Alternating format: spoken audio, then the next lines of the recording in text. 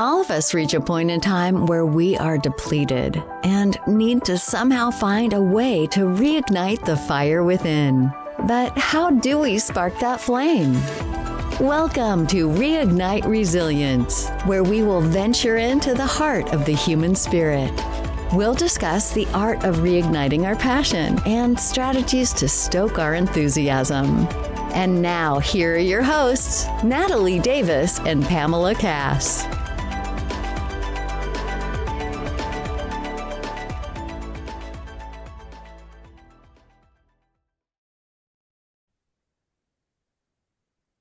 Welcome back to another episode of Reignite Resilience. I'm your co-host, Natalie Davis, and I'm so excited to be back with all of you today. And joining me is your co-host, Pam Cass. Hello, Pam. How are you? I am fantastic. We were talking a little bit earlier today that Natalie and I are like on this marathon of spending time together this week. Yes. Everybody knows that we live maybe 10 miles from each other. Maybe. Yeah. Rarely ever see each other in Right. person because of just busy lives. This week we were together like back-to-back days, and then we've Yes. got 2 days of recording and meetings virtually. So we're cramming it all in at the We end of the cram it year. in. Yes. Where most people sprinkle it throughout the year, we put Well, it in 1 week. 1 week. And we are excited about stuff that we have been working on that is coming up that we'll share with you, a little teaser at the end of our podcast today. But I'm going to hand it back to you, Natalie, because we've got a guest today. We do, and I'm so excited. And it has been lovely to spend time with you. I was just thinking about that this morning, and during my quiet time, I was like, oh, I've had some time to like spend time with Pam. Like that's Yeah. probably the most amount of concentrated time that we've had outside of like our think weeks, which reminded me like maybe there is that missing piece of going back on our think weeks where we Yeah, we have haven't done that in a couple years, so we yeah, probably need 7 to. solid days of intentional focus. It's just her and I. We knock things out. And Yeah, anyways, we had a condensed version of that this week and it was yeah, good. and it was good. Good. We got big Well, things. and as you mentioned, we have a guest that's joining us. I'm really excited just to dive in and hear more about his story and works that are in play. So why don't you go ahead and let our listeners know who's joining us today and we can dive in. Absolutely. So today we have joining us Tom LeNoble. He has led in boardrooms and fought for his life in hospital rooms, surviving 2 life-threatening illnesses, from shaping growth at Facebook, Walmart, Palm, and MCI to guiding startups. He's mastered thriving through change. He is the founder of the Tom LeNoble brand, host of the Opening Pathways podcast, CEO of the Academy for Coaching Excellence, and a leadership coach with the Miller Center for Global Impact at Santa Clara University. An in-demand speaker, personal coach, and workshop leader, Tom uses his experience and insights to serve others. A committed philanthropist, he champions youth, women, education, and underserved communities to serve on numerous nonprofit boards. In his new book, which has just reached international and the United States bestseller list, My Life in Business Suits, Hospital Gowns, and High Heels, he shares unflinching lessons on risk, resilience, and reinvention. Wow. That is incredible. And we are so honored to have you with us today. And I'm going to just hand it off to you because you've got quite a journey and quite an amazing story. Well, Pam and Natalie, it is so great to be with you today. I have been looking forward to this. And I'm just going to give you the thumbnail. How about that for your Perfect. viewers, right? I Yeah, like let's to start say there. I retired being retired to be inspired. Oh, I had this great corporate career, as you shared a little bit. I was leading customer service for MCI, the people that broke up all the bell companies so we could all dial one for long distance back in the day. Then I was the head of customer service for Walmart.com in the early days and spent far too much of my life in Bentonville, Arkansas. But boy, do you learn some things at Walmart, back then the largest company in the world. Then I ran global service operations for Palm, the Palm Pilot Trio people. They're part of HP now. mhm. And I got a phone call at my desk one day. I happened to be in town, and it was a recruiter from a little company called Facebook. And they were in colleges at the time. I had no idea what Facebook was. I graciously said thanks. I had my dream job. and hung up the phone. And a Wow. buddy called me that I used to work with, who works in Silicon Valley, and said, I referred you to Facebook and you didn't even talk to them. And I said, what is Facebook? Well, short end of the story, which it's a great story if you want to hear it, I ended up interviewing with Mark Zuckerberg when he was 19 and ended up going to Facebook. I think I was employee 57, something like that, but who's counting, and set up all their customer operations, the relationship with the National Suicide Hotline, the National Center for Missing and Exploited Children, a bunch of other things I did there while I was there. And then I was the chief support officer for a company that's now the backbone of Geek Squad remote support. Had Okay. my own consulting business. I worked at a dating site that was bought by Match.com and managed the merger. And you could see me smile. There was a lot to learn from that. And then boards would send me into their startups as either the COO or the VP of HR with their perceived problem, which was never the problem. And then I fell in love, got married, and traveled the world. But I knew I had more to share, more to give back, and a lot of wisdom. And so today I'm a coach, I'm a professional speaker, I'm a best-selling author, and I am the creator and host of Opening Pathways. And as you shared, I'm the CEO of the Academy for Coaching Excellence. We train coaches around the world. It's 26 years old, and there's a great story about that. And I'm also, as you said, a philanthropist. I do everything I do. I did well in life from some very humble beginnings, and I believe we have a responsibility to give back. And I'm focused on underserved communities, youth in the arts, first-gen students, current women's issues, and some other things that I just have a passion about. And then my CPA and I, who are best friends, Gina, we co-founded a nonprofit separate from my philanthropy work, and we work on some really cool projects like women that are discharged from San Francisco General Hospital for domestic violence. We make it possible for them to do acupuncture or Pilates to reacquaint with their bodies. Or one of my favorites, there's a woman in Oakland, California, who finds at-risk boys on the street and teaches them how to play saxophone to give them an identity. We just make it possible for her to teach more little boys saxophone. And I'm going to round it out with, yes, I've had 2 life-threatening illnesses. The first one I was told was terminal. I've been given 6 months to live 3 times, and I have lived with metastatic cancer for the last 13 years. And as I proudly say, I'm still here. Yeah. You have too much to do. Yeah. Got too much to do. Yes. Exactly. Thank I you. love that. I Wow. love Thank that. you. Tom, what I love is that that's like the bullet point version of it. And because there's so much that I feel that I'm curious to unpack. Yeah. The professional journey and experience that you have, like that is just phenomenal in terms of the connections that, I mean, it speaks to your community, the connections that you have. Just, a simple referral. I referred you to Facebook. You should take the call. You should take the meeting. So those are lovely. It sounds like all of these life experiences is what came to create the book that is now #1 here and international.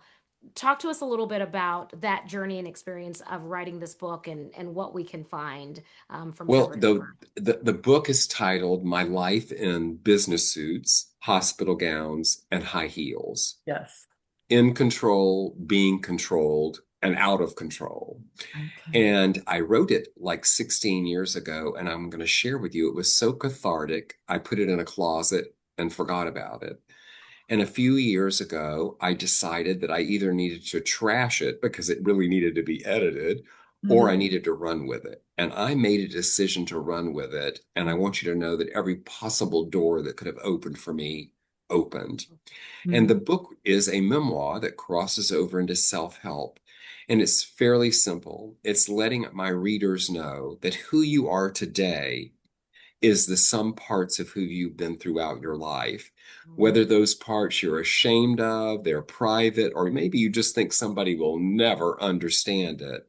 But who you are today is not who you'd be if it hadn't been for all those parts. I So think that's beautifully huge. said, and we talk about that so much on our podcast. Every guest we've had, they're where they're at and what they're doing and their purpose is because of all of the some parts of their entire life. And so they would never rewrite or do anything differently. Yeah. I love. Yeah, it's wild because you start out in the book when I was a kid, and I grew up in we actually called it the shack. Our family called it the shack, and it was a one bedroom structure. We didn't have hot water. We didn't have a refrigerator. My dad literally brought home a block of ice every day, and we heated the water on this huge kerosene stove, which I can smell right now. And I didn't know any better. I was a little kid, right? And I was one of those kids that started school when I was 5, and I don't remember it in my adult brain, but I remember at 5 coming home from school after a few weeks thinking and looking around going, yeah, I don't think I belong I don't think this is the answer for me. Yeah. And that was the beginning of a journey that has been pretty extraordinary. And I'm very blessed and fortunate to even be here today, obviously. Yeah. Incredible. And did you go through complete high school and all of that in the same community and what you Yeah, all? it's worse than that. I Huh? went to the same schools as my mother and my brother, and I was the baby.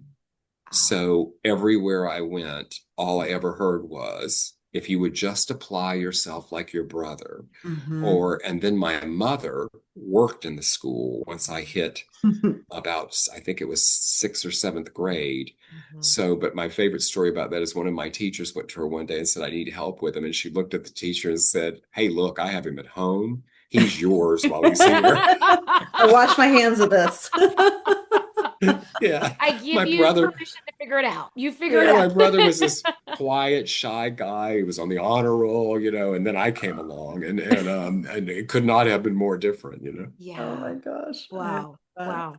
And so that's the business suits, the hospital or the gowns, right? This is the with the hospital gown. Yeah, yeah.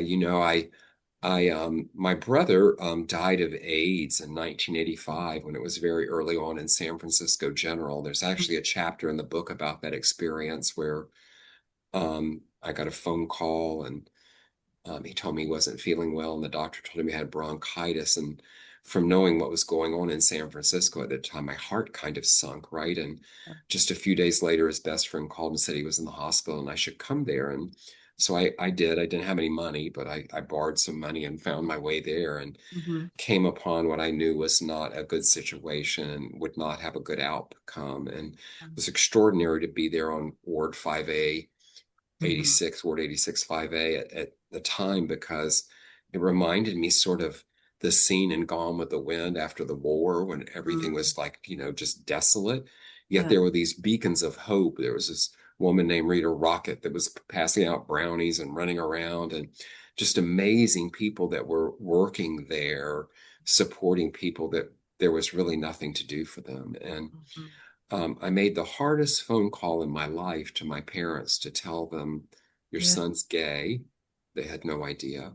Mm. And he's dying of AIDS. And if you want to say goodbye, you need to come here, which Wow. started on a wild journey for my family Mm. when they did come. And so, I had worked in the medical profession early on before I really found my real career. And um, so it wasn't new to me, but that certainly was the beginning of an education of things you'll read about in the book about death, dying.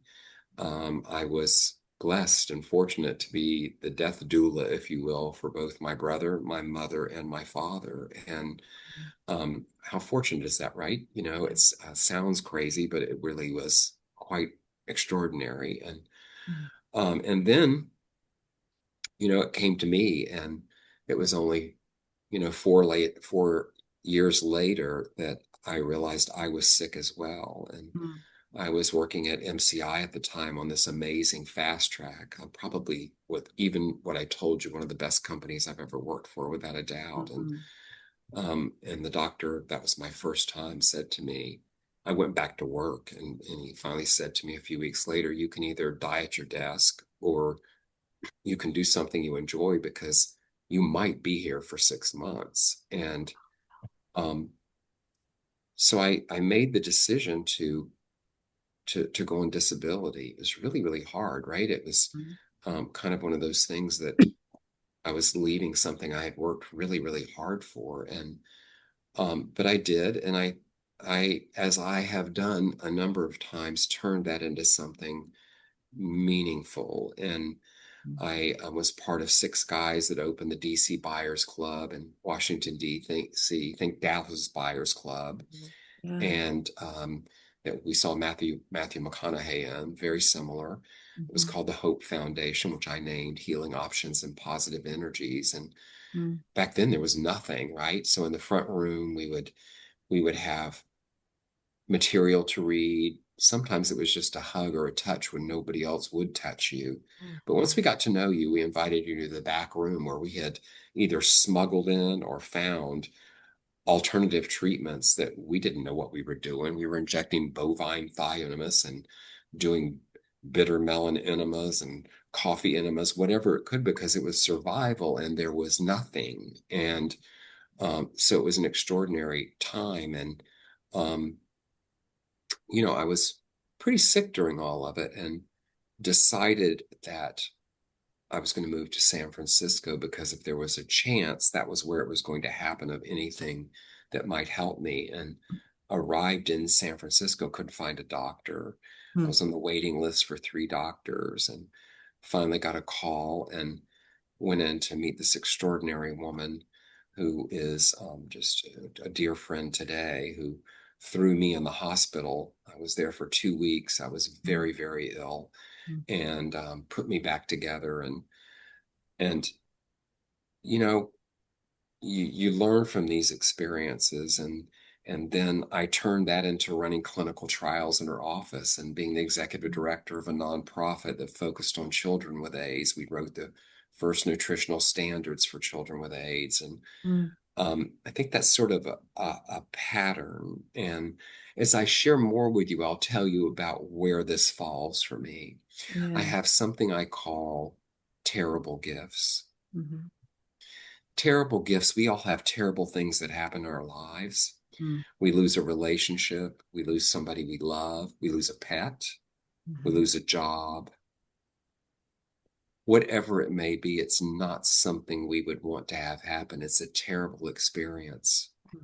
But somehow a month, a year, maybe even 10 years later, there's a gift out of it. That's why I call them terrible gifts. So how do you take these things and use resilience? And I define resilience not as just getting back up, but how do you get back up and grow from it? Yeah. But using resilience to keep moving forward. I had this woman on my podcast recently that's a perfect example of this. She went in for a simple procedure. She ended up getting MRSA.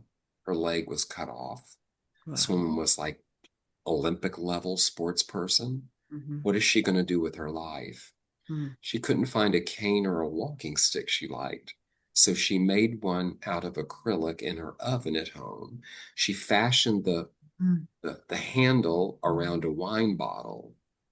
Oh, wow. Well, today she has a global business with these super cool walking sticks and canes. She got a terrible gift. Yeah, absolutely. Wow. What a beautiful story. Yeah, absolutely. And it's not just getting back up. It's how are you going to thrive after, right? And I think that's the big piece. And Pam and I talk about this quite a bit. We're fortunate to have guests that join us on the show that have overcome some type of adversity, but not just simply overcoming it. They're also thriving. They find themselves in a space where they tap into their purpose and their passion. And I guess they find that ikigai if they're looking for it, unbeknownst to them, maybe in some cases. So, like turning that around, and how is that an opportunity that can Yes. impact and help others? Because that's ultimately what she's done. Yeah. I never want to belittle illness or tragedy that happens, right? Because not all of us can do what I just shared and Right. more that I could share with you that are similar throughout my life. But I hope that through stories and through the book and through sharing these things, that people see that there's something you can do. Because in my practice, what I see with so many people so many people, whether it's CEOs and founders, executive directors of nonprofit, or just people that are working and getting by, or just everyday people, is so many people live in the past as Hmm. if they're going to have a do-over, as if there's something is going to magically happen differently than it did. Now, we can learn from the past, but hanging out there, in my opinion, is Yeah. not the smartest place to hang out. And getting too far in the future, Hmm. except for keeping the lights on, making sure the kids are cared for, there's gas in the car, those kinds of things, you're missing out where the magic is, which is Hmm. right here now. Yeah. Yeah. Tom, are there tools that you coach people to when they are going through those challenges to help them seek out to figure out what that gift is? Well, one thing that I find with people that they tend to not identify with is when we're going through something, it's new and Mhm. it's big and it's supercharged, but we forget the evidence of the things we've been through in the past. So rather than remember those things, what we've been through, and that we have this evidence that we survived it, that we got through it, knowing that we can do that again. It may look different, it may feel different, it may be a new challenge, but just as you did that, you will be able to do it again Mhm. and again and again. You see, I see life when somebody tells me their life is like going like this, that kind of looks like a flat line to me, right? Yeah. I see life as a series of, we'll just call it ups and downs. And I happen to believe those downs are places where we get to learn and grow. The ups are where we get to apply what we've learned Hmm. and grown from, as well as learn new things, Hmm. knowing that if life is life, there's going to likely be More another like, little downturn along the journey somewhere. yeah, absolutely. Wow. I feel that's such a great description for the ups and downs, right? The roller coaster of life that we learn and grow and then apply and then Hmm. do it again and then just continuing that. I'm Well, assuming you continuing build. that cycle until the finish line. Is that what we're doing, Tom? Yeah, Is that yes, yes. yes. Well, Yes. you build resilience. I love to use risk, resilience, and reinvention, right? Because we have to Mhm. take risks. We Yes. can use resilience and then we can reinvent ourselves. But Hmm. I look at resilience sort of like when I'm exercising and I'm trying to build my bicep or tricep. Yes. The more we use resilience, even risk, but the more we'll just focus on resilience, the more we use it, the stronger the muscle of resilience Hmm. gets, the more Yeah. we're able to use it, the more we're able to rely on it. Yeah. I've experienced that. Yeah. Yeah. We were talking yesterday about the power of gratitude and the role it plays with resilience, because I think when you can reframe your mindset to be focused on the gratitude in things, it's easier to deal with those challenges, those things, those downturns that happen. Absolutely. And I have, that is one of the things that truly is come out of my journey. yeah. I have a very, very pronounced gratitude practice. Mm. Hmm. And gratitude isn't just being grateful to those things that go well, or Mm-mm. I'm grateful because I got a new car, or I'm grateful because whatever.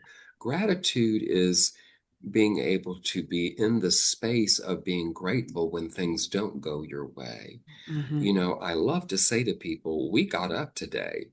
Some people Mhm. didn't. Yeah. Exactly. Yeah. Yeah. Absolutely. Yeah. Wow. Tom, is gratitude something that you carried with you as you were going through the research and the treatment after? I mean, you were basically told maybe 6 months is what you're looking at. And so you found this community and created this community where you started to look for alternative modes of treatment and ultimately find a physician that would help you in the research. But what are the other things that really helped you get through that Well, space? there's something about me, and it started when I was a kid. I mean, I used to get in trouble for it because as a kid, it showed up was if you told me I couldn't do something or Oh. not to do something, Yes. my reaction Mhm. was I'll show turn you. turn around and watch Yeah. what happens, Watch And right? me. watch what happens. Well, Yeah. now take that through life. I've applied that in so many times. Like,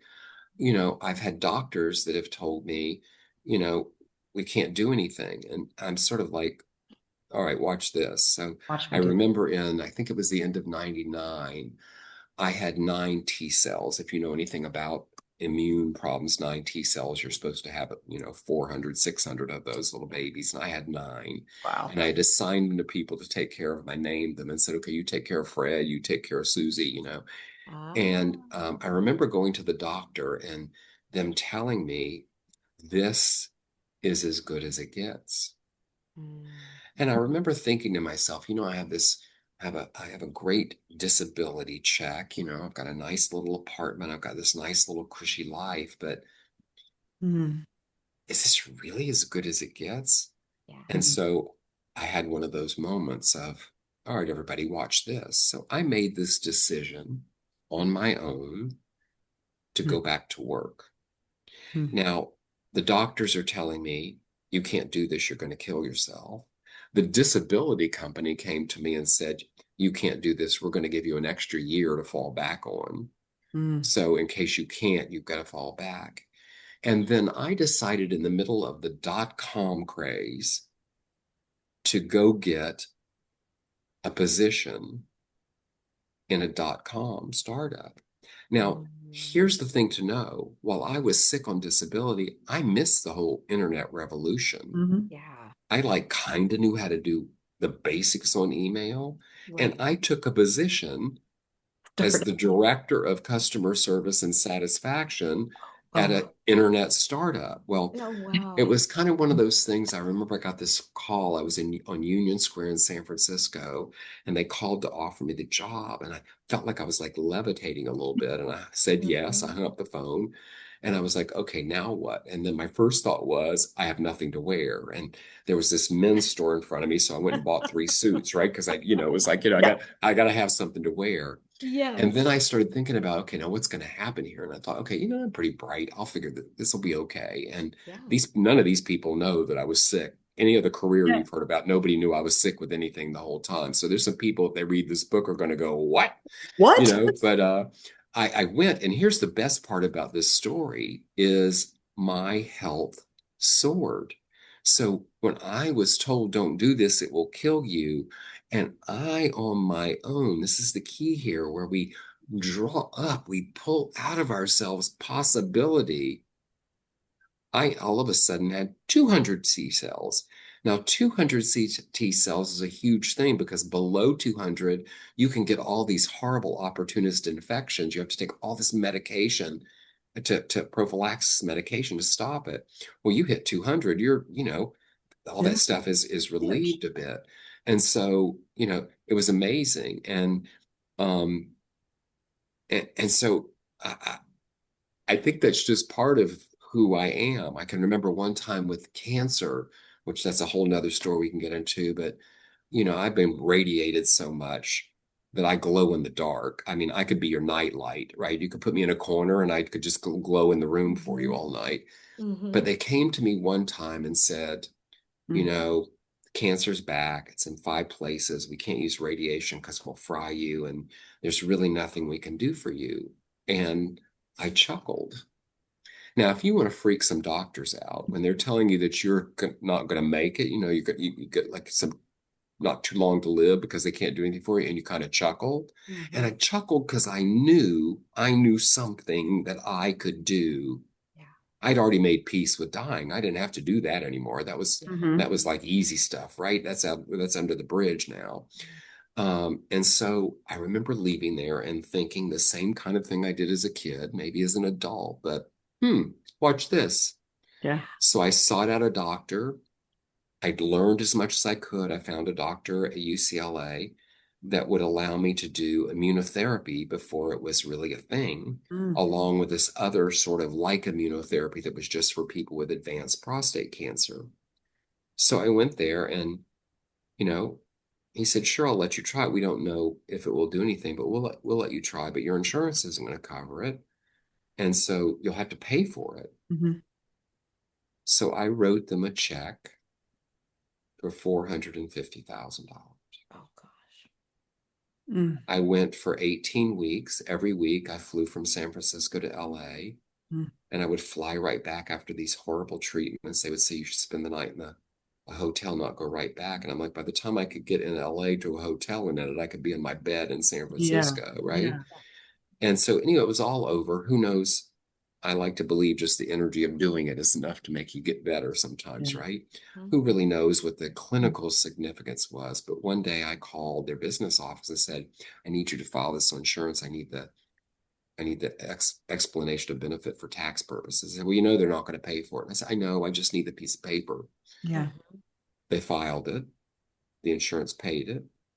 They had to give me my money back. I share this Wow. story with you because this is abnormal. I get that. Yeah. But there's times in our lives that we take what people say to us, Yeah. we take it as face value. We don't use our own power, our own power of possibility, or our own use of resilience Yeah. to see what we might do next. Mm-hmm. Now, I want to be fair. People ask me often, Tom, you say all the time, I'm still here. Mm-hmm. Why do you think you're still here? Now, I had the best medical care. I had access because I had insurance. Yeah. My skin color gives me privilege.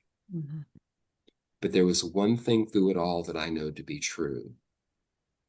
I believed I could. Yeah. Mhm. Yeah. Exactly. You had hope.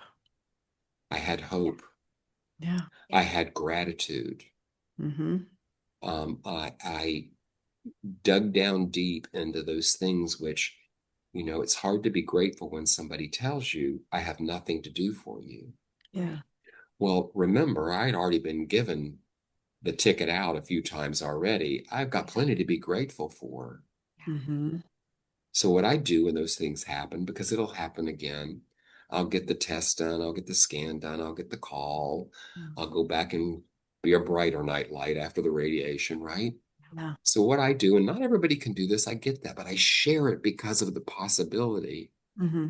I get it, I'm human too. I look at my watch. Tom, you got 40 minutes. Stomp your feet, scream, curse at the sky, cry, whatever it is you think you need to do, because at the end of that time, it's time to think about what you're going to do to move forward. Yeah. How are you going to do, whether moving forward means taking care of business, whatever it may look like, Mm-hmm. it's time to move forward. Because again, if I do that, where I'm hanging out there, I'm living in the past of something that's occurred. There's no do-over. The test result isn't going to suddenly, because I'm in denial of it, flip and say that's not true. They're not going to call and say, oh, we made a mistake. Yeah. So living there too long, Yeah. I'm missing out right here and right now. And what I love to say, I might miss a butterfly that flies by. Mm-hmm. And Mm. I love that you say that, because I think a lot of people think, oh, resilience is when something bad happens, we're like, oh, just put on a happy face and move forward, but not allowing themselves to sit in that moment for however you're feeling, the sadness, the However anger, long it takes. and stay there. But like you said, don't stay there too long, because what you focus on expands. So if you sit in that pit of anger and sadness, you're going to be stuck. And if you can, like you said, all right, now what? Now what am I going to do? Because this isn't where I'm going to stay. And I'm not going to take this. I'm not going to take what the doctors have said, because I'm going to do something different.